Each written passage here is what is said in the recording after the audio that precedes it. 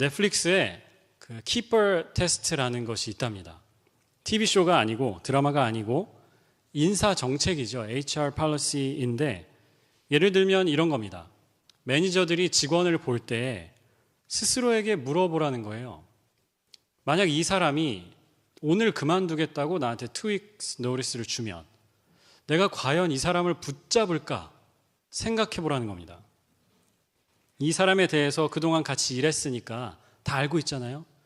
그 모든 지식을 가진 채로 이 사람이 다시 이 포지션에 지원을 한다면 Would I rehire him or her? 이 사람을 내가 다시 뽑을까 고민해 보라는 거예요. 그게 아니라면 빨리 정리하는 게 낫다라고 얘기를 합니다. 올해 여름에도 6월 정도에 그 넷플릭스 CEO가 매니저들한테 똑같은 이메일을 보냈습니다. Remember the keeper test. 만약에 다시 고용하지 않을 거라면 지금 정리해라. 당장 정리해라. 라는 거죠. 넷플릭스가 원하는 것은 가족 같은 회사 아닙니다. 최고의 팀을 원한다는 거예요. 자기 분야에서 가장 뛰어난 사람, 가장 일을 잘하는 사람을 데리고 일하고 싶어 한다는 거죠. 그래서 구글에 넷플릭스 키퍼 테스트라고 치시면 그 넷플릭스 공식 유튜브 계정이 있잖아요. 거기에 떠 있는 영상이 하나 나옵니다. 동그란 테이블에 넷플릭스에서 몇 년 일한 직원들이 다 앉아가지고 이 키퍼 테스트에 대해서 이야기를 하는 그런 영상이에요. 직원들이 얘기합니다. 사람들이 이 키퍼 테스트가 되게 무서운 거라고 생각하는데 나는 사실은 그렇지 않았어요.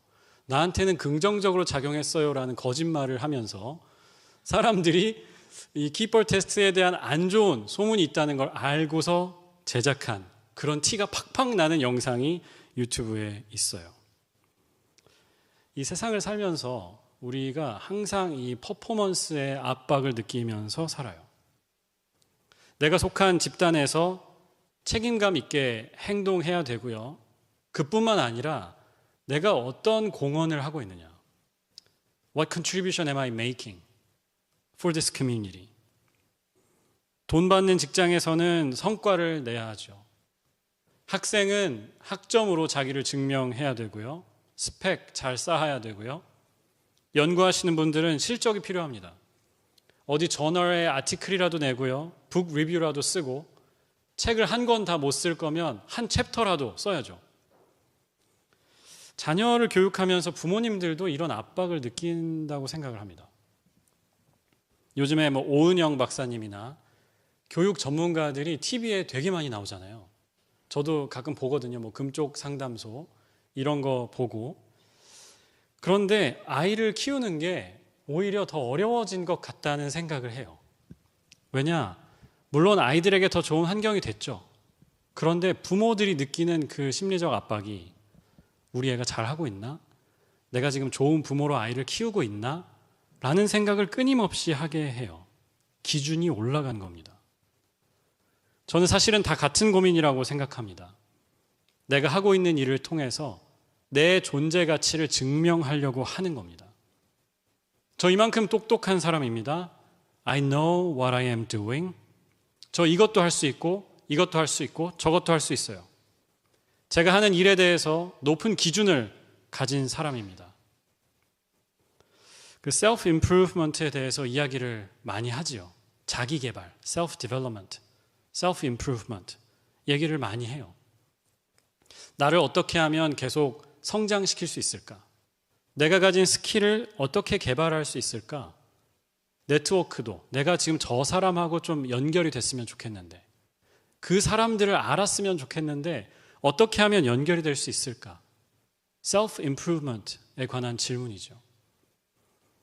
그런데 여러분 오늘 말씀은 self-improvement가 아니고 완전히 반대의 개념을 이야기합니다. self-abandonment, 자기를 버리는 것에 대해서 이야기해요. 20절에 이렇게 말씀합니다. 나는 그리스도와 함께 십자가에 못 박혔습니다. 이제 내가 살고 있는 것은 내가 아닙니다. 그리스도께서 내 안에 살고 계십니다. 내가 지금 육신 안에서 살고 있는 삶은 나를 사랑하셔서 나를 위하여 자기 몸을 내어주신 하나님의 아들을 믿는 믿음 안에서 살아가는 것입니다. 예전에 이거 요절로 다 외우셨죠? 그렇죠? 외운 분들이 계실 거예요. 2장 20절. 보이시나요? 이 말씀 안에 산다라는 표현이 많이 나옵니다. 4번 나와요. 살았다, 산다. 그리고 또 한 가지 많이 나오는 표현이 있는데 나라는 표현입니다. 내가, 나는, 이 표현이 또 많이 나와요. 영어로 읽으면 분명해집니다. 그래서 20절 말씀을 영어로 우리 같이 읽어볼 거예요. 긴장하지 마시고. 자, 영어로 읽는데 어떻게 읽느냐? I라는 단어가 나올 때마다 내 가슴을 치면서, 자, 손을 들어보세요. 자, 손을 여기 얹고 가슴을 치면서 I라고 하는 겁니다. 아시겠죠? 강조를 해서 갑니다. I have been crucified. 하고 계세요? 네, 다시 한번. 네, 꼭 한 번에 안 되더라 우리는. 네, 다시 해볼게요. 자, 하나, 둘, 셋. I have been crucified with Christ, and I no longer live, but Christ lives in me. The life I now live in the body, I live by faith in the Son of God who loved me and gave himself for me. 내리셔도 돼요. 이제 내리세요. 네. self-abandonment라는 말이 보이실 겁니다. 바울이 이 구절에서 분명히 말씀해요. I have been crucified with Christ. 그리스도와 함께 십자가에 못 박혔습니다. 무슨 말입니까? 죽었다는 말입니다. 나는 예수님과 함께 십자가에서 죽었습니다. 그래서 I no longer live. 저는 사는 게 아닙니다. 저는 죽었어요. 하지만 그리스도께서 내 몸을 입고 다시 사십니다. 내가 죽은 그 자리에, 내 자아가 죽은 그 자리에 예수님께서 사십니다. 그래서 내 영광을 위해서, 내가 원하는 것을 위해서 살지 않고 하나님의 영광을 위해서, 하나님의 나라를 위해서 삽니다. 저는 이 말씀이 참 너무 좋습니다. 내가 죽은 그 자리에 예수님이 사신다. 그리고 내가 사는 것은 그분을 의지하는 믿음으로 사는 겁니다. 바꿔 말하면 내 자아가 죽은 그 자리에 살고 계신 예수님을 의지하면서 믿으면서 산다는 말이에요. 그래서 믿음의 핵심은 self-improvement의 죽음입니다. 내가 더 이상 뭘 어떻게 열심히 해서 잘 해봐야 한다 하는 그 마음이 죽는 거예요. 내가 더 이상 어떻게든 나를 바꿔보려고, 내 인생을 좀 거룩하고 괜찮게 좋게 만들어 보려고 애쓰는 삶, 그 삶 자체의 죽음입니다. self-improvement 아니고 self-abandonment, 나를 버리는 삶이고 내가 없어진 그 자리에 사시는 예수님을 모시고 붙들고 사는 거예요.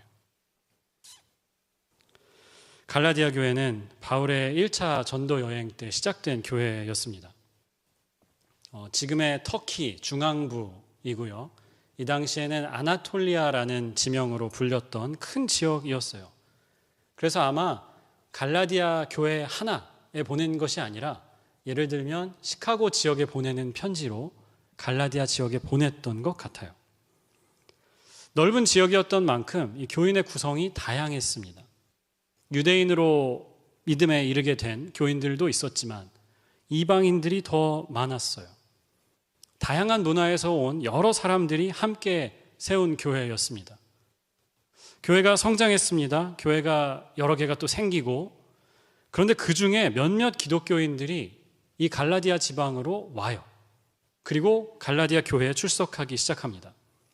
아마도 유대 지역, 그러니까 이스라엘 본토에서 온 사람들이었던 것 같아요. 이 사람들이 갈라디아 지역에 와서 교회들을 다니면서 그런 얘기를 해요. 이 교회에서는 왜 음식을 다 아무거나 먹나요? 이 교회에는 왜 할례 받은 사람이 없나요? 이런 얘기를 하는 거예요. 왜 유대인의 명절을 지키지 않습니까? 이런 이야기를 하는 겁니다. 선을 넘는 이야기도 했어요. 교인이라면 할례도 받아야 합니다. 세례만 받으면 끝나는 게 아니고 할례를 받아야 됩니다. 라고 이야기했어요. 이 사람들을 보통 유대주의자 혹은 영어로는 Judaizers라고 합니다. 자, 보세요. 예수님도 유대인이셨고 바울도 유대인이었고 예수님의 제자들 다 유대인이었는데 그들이 전한 복음 반드시 유대교 맥락에서 해석해야 됩니다. 그러므로 기독교인이 되려면 할례도 받아야 되고 세례도 받아야 하고 또 음식 규정, 우리가 코셔라고 하는 거 있잖아요. 그것도 지켜야 합니다. 라고 이야기했어요. 제가 어릴 때 한국에서 어린이들이 실종되는 사건들이 있었어요. 개구리 소년이라고 했나요? 그게 아마 제가 1학년 때였던 것 같아요. 그래서 학교 끝나고 집에 가기 전에 선생님들이 아이들을 다 세워놓고 종례라는 걸 하잖아요. 홈룸. 그 시간에 뭘 했냐면 구호를 외치는 겁니다. 그런데 차 조심, 길 조심, 사람 조심. 혹시 아는 분 계세요? 아시죠? 계시죠? 왜 그랬을까요? 집에 가다가 교통사고 나지 않게 차 조심. 길 잃어버리지 않고 집에 무사히 가게 길 조심. 그리고 이상한 사람이 와가지고 모르는 아저씨가 아이스크림 사준다고 해도 따라가지 말라고 사람 조심이었습니다. 장난감 사준다고 해도 쫓아가지 말라고 사람 조심이었어요. 갈라디아 교인들도 그렇죠. 모르는 사람이 와서 이상한 얘기를 하면 저 사람 이상해 라고 하든지 아니면 그런 얘기 하지 마세요 라고 이야기를 해야 하는데 갈라디아 교인들이 이 사람들의 이야기에 완전히 흔들리는 겁니다. 제가 금요일 날 엊그제 새벽기도 유튜브 콘텐츠에서도 말씀드렸지만 이 당시에 갈라디아 교회에 유행했던 게 있어요. 할례가 유행했어요. 그래서 멀쩡한 남자 어른들이 갑자기 와가지고 쩔룩거리면서 다니고 그 다음에 먹는 거 코셔 열풍이 불었습니다. 우리가 그동안 잘못 먹고 있었어.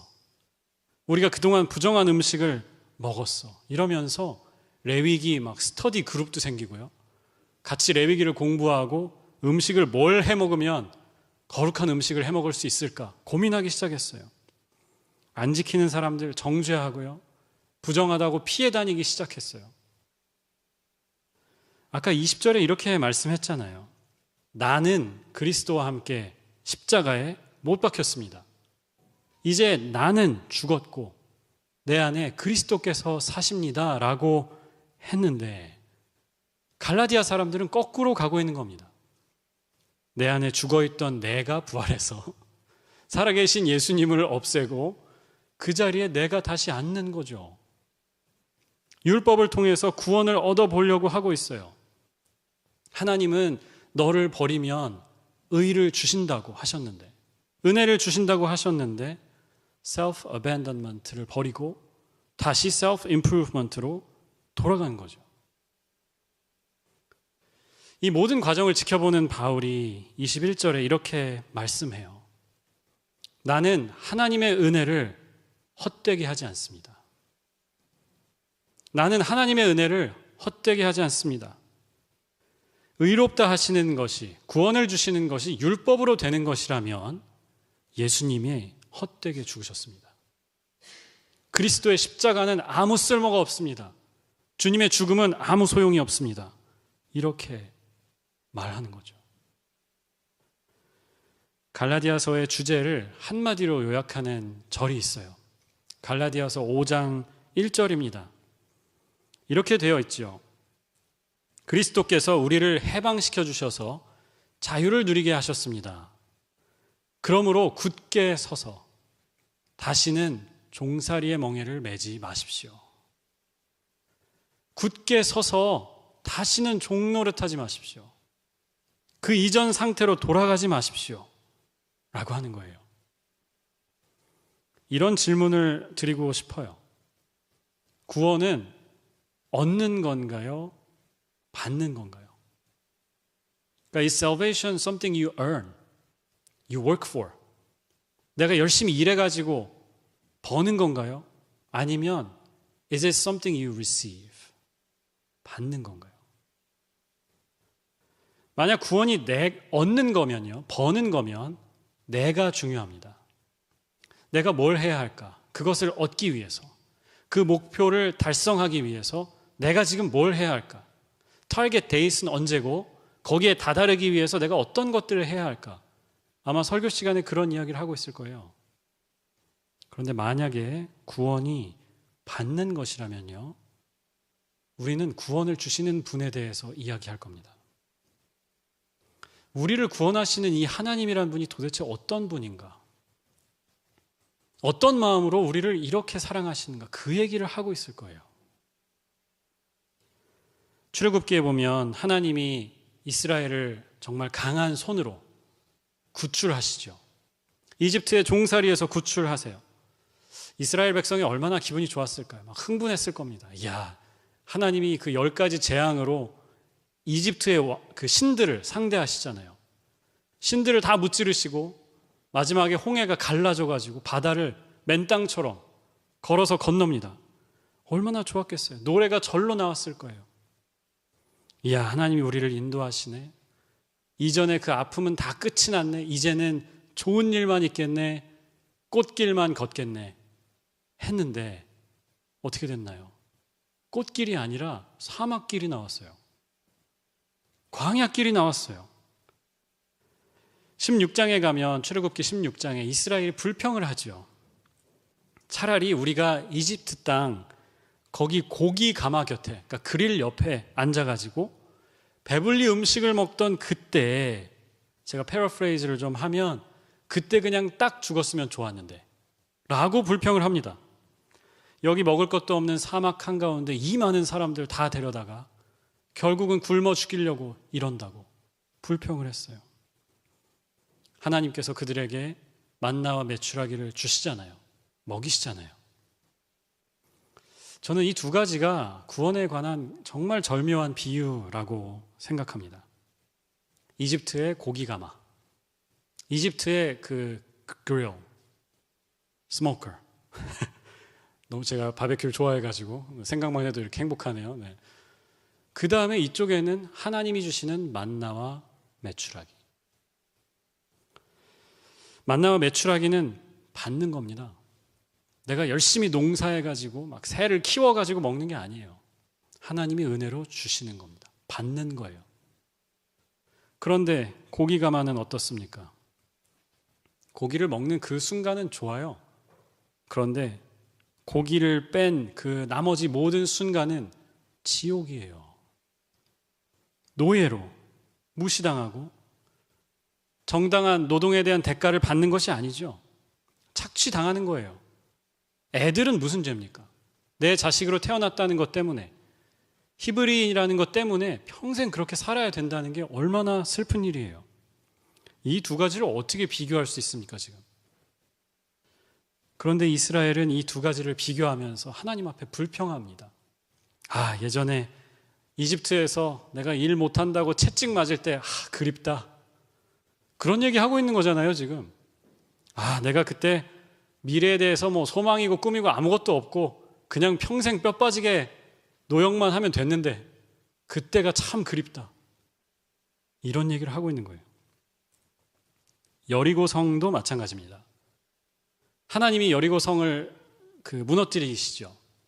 그런데 이스라엘에게 이상한 명령을 주시잖아요. 가서 하루에 한 바퀴씩 여리고 성을 돌아라. 6일 동안 돌고 마지막 그 7째 날에는 7바퀴를 돌라고 말씀하시죠. 그리고 나서 함성을 지르면 성이 무너질 것이다 라고 말씀하세요. 자, 여기서 문제 드립니다. 여리고 성은 왜 무너졌을까요? 자, 1번, 이스라엘이 열심히 성을 돌아서. 2번, 하나님의 은혜로 무너졌다. 당연히 2번이죠. 이스라엘이 하나님의 말씀에 순종했던 것이 맞죠. 가서 열심히 도운 거 맞아요. 그런데 그래서 성이 무너진 게 아니잖아요. 여리고 성은 하나님의 은혜로 무너진 거예요. 율법주의자들이 했던 말이 이것하고 비슷합니다. 순서를 바꾸는 거죠. 바울이 가르쳤던 것은 은혜가 먼저다라는 거였어요. 하나님이 우리를 은혜로 구원하시고 그 다음에 거룩한 삶으로 하나님을 영화롭게 할 수 있다. 이 부분은 우리가 다음 주에 또 살펴볼 예정이고요. 그런데 유대주의자들은 거꾸로 말합니다. 하나님이 우리 같은 부정한 사람들에게 어떻게 은혜를 주시느냐? 우리가 조금 우리의 삶을 거룩하게 해야 한다. 이 얘기를 하는 거예요. 한국에 그 손기철 장로라는 분이 계시죠. 그 치유 사역을 하는 분이세요. 성령 사역을 하는 분이시고 온누리교회 장로님으로 제가 알고 있고, 제가 유학 오기 전에 한동안 이분의 그 사역에 굉장히 빠졌습니다. 지금도 가끔 그런 기도를 합니다. 하나님, 제 손이 여기에 있습니다. 이 손을 통해서 일하여 주옵소서. 이런 기도를 해요. 근데 그때 한동안 빠져가지고 이 손기철 장로님의 치유 그 3권짜리 책 그 묶음이 있습니다. 그 책을 제가 다 사서 몇 번을 읽었어요. 막 줄을 치면서 어떻게 하면 나도 이 은사를 받을 수 있는가 하면서 연구를 했어요. 내시빌에 있을 때 이분이 집회에 오셨어요. 내시빌에. 그래서 그 집회에 참석한 적이 있는데 그때 굉장히 제가 충격받은 게 하나 있었어요. 뭐냐면 뭔가 치유 집회라고 하면 우리가 가진 어떤 선입견이 있죠. 스테레오타입이 있잖아요. 가면은 막 세게 기도해야 되고 소리 질러서 기도해야 되고 막 음악 소리 엄청 크게 나오고 그 목사님이 앞에서 기도 인도하실 때 막 주여 하는데 진짜 귀청이 찢어질 것 같은 그런 걸 우리가 생각하거든요. 근데 이 집회가 시작이 되고 앞에 찬양팀이 찬양을 하고 이제 장로님이 나와서 처음 기도를 인도하시는데 그런 얘기를 하세요. 자, 여러분 힘을 좀 빼세요. Relax. Relax. 그러면서 뭐라고 하시냐면요. 은혜를 경험하고자 하면 내가 힘주고 내가 난리치면 안 된대요. 나를 오픈해서 성령님이 자유롭게 역사하실 수 있게 해야 된다는 거예요. 그래서 이렇게 팔도 좀 풀고 몸도 풀고 자유롭게 편하게 하나님 앞에 서라고 하셨어요. 그게 저한테 굉장히 충격적이었어요. 제가 좋아하는 책 중에 그 Good to Great라는 책이 있어요. 제가 전에도 한번 소개해드린 적이 있고 한국어로는 좋은 기업에서 위대한 기업으로라는 책으로 번역돼서 나왔어요. 짐 콜린스라는 사람이 썼는데 이분이 그 기업들을 조사를 합니다. 그리고 어떤 기준을 세워요. 이 기준에 부합하는 굉장한 그 성과를 내는 기업들이죠. 그 기업들을 선정하고요. 그 중에 그만큼의 엄청난 성과를 15년 이상 연속해서 또 그 이상 내는 기업들을 분류합니다. 이 기업들이 뭐 월그린스, 그 다음에 뭐 크로거, 우리는 크로거가 없지만 그 주얼 아스코가 크로거 거죠. 마리아노스도 아마 크로거 걸로 알고 있고 그 그로서리 체인이고 그 다음에 웰스 파고, 은행 이런 기업들을 분류를 해요. 위대한 기업으로, great companies로. 그리고 과연 이 회사들은 어떤 다른 점이 있나를 탐구한 책이에요. 제가 정말 좋아하는 책이고 새해가 되면 제가 이렇게 스킴 트루 하면서 다시 읽어요. 나도 좀 위대한 인생이 되어보자 이러면서 다시 읽는 책이에요. 이런 이야기들이 나옵니다. Disciplined leadership, 규율이 있는 지도자들, 그리고 지도자들의 역량, 일보다 사람을 중시하는 조직 문화, 이런 것들을 이야기해요. 그 회사들의 공통적으로 발견되는 어떤 점들이 있다는 거죠. 그런데 기업이나 어떤 조직을 이끌어가는 데에는 이 이야기들이 맞아요. 필요합니다. 그런데 하나님과의 관계에서는 어떤가? 저는 비슷한 면도 많다고 생각해요. 하지만 한 가지 결정적 차이가 있다고 생각합니다. Disciplined life보다 더 중요한 것은 뭐냐? 은혜의 자리에 계속 나아가는 겁니다. 내 마음을 하나님 앞에 여는 거예요. 정직하게, 솔직하게 하나님 앞에 서는 거예요. 거룩한 삶을 추구하는 게 얼마나 귀한 일입니까? 얼마나 좋은 일이에요. 그런데 그보다 더 중요한 것은 우리 연약함을 하나님 앞에 내어놓는 겁니다. 주님, 제가 이렇게 죄인이고 제가 이렇게 부족합니다. 주님, 불쌍히 여겨주세요. 은혜를 주세요. 변함없는 하나님의 사랑을 그래도 다시 들려주세요. 저는 이게요, disciplined life, 어떤 것보다 더 중요하다라고 생각해요. 그래서 오늘 설교 제목이 Great to Grace라고 지었어요. Good to Great도 중요해요. 그런데 그보다 더 중요한 것은 위대함을 넘어서 하나님의 은혜를 향해서 가는 겁니다. 사랑하는 여러분, 의로움을 내 노력으로 얻을 수 없어요. 구원을 내 노력으로 얻을 수 없어요. 그런데 하나님 앞에 정직하게 서면 하나님의 은혜로 우리에게 주십니다. 그래서 구원에서 가장 중요한 게 자유함입니다. 내가 더 이상 묶이지 않는 거예요. 내가 더 이상 어떻게 살아야 한다라는 압박으로부터 벗어나는 겁니다. 자유한 겁니다. 그런 은혜를 누리는 여러분들 되시길 주님의 이름으로 축원합니다. 기도하겠습니다.